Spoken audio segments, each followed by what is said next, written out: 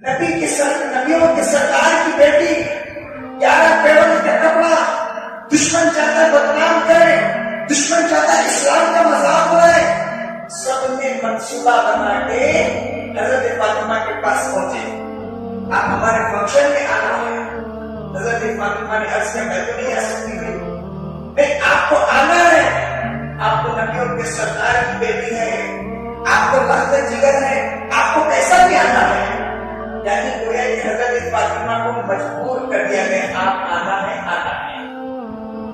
حضرت فاطمہ رضی اللہ تعالیٰ عنہ سوچنے پڑی کہ اب کیا کریں، اگر فنکشن میں جاؤں تو کیسے جاؤں، ادھر سے پھٹا ہوا کپڑا ہے، ادھر سے پھٹا ہوا کپڑا ہے، پیون لگے ہوئے ہیں، حضرت فاطمہ کی آنکھوں میں زار و بکار آنسو ہے۔ قرآن کہتا ہے دشمن زمین پہ پلانی بناتا ہے، رب آسمان پہ پلانی بناتا ہے۔ ادھر دشمن چاہتا ہے نبی کی بیٹی کی عزت کو اور شریعت کو اور آپ کی عزت کو بدنام کیا جائے، اسلام کا مذاق اڑایا جائے، پردے کا مذاق اڑایا جائے۔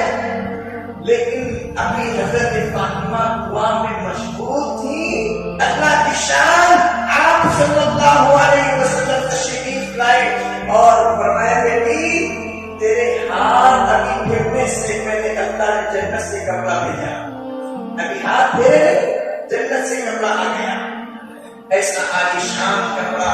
اللہ کے رسول نے فرمایا ان آنکھوں نے دیکھا نہیں، ان کانوں نے سنا نہیں اور کبھی دل نے تصور کیا نہیں، ایسا عالی شان عمدہ کپڑا۔ اور میں آپ کو ایک عجیب بات بتاؤں، اپنے بچوں کی تربیت ایسی کرو خالی نام فاطمہ نہ کرو۔ ہمارے گھروں میں نام فاطمہ ہے، کاما کیسے ہوگی ذرا چھان کے دیکھو۔ آج ہمارے معاشرے کے اندر مجھے ایک صاحب بولے آپ معاشرے پہ بہت بولتے ہیں، میں بولا جمعہ کا بیان کے نصیحت کے لیے، جمعہ کا بیان کوئی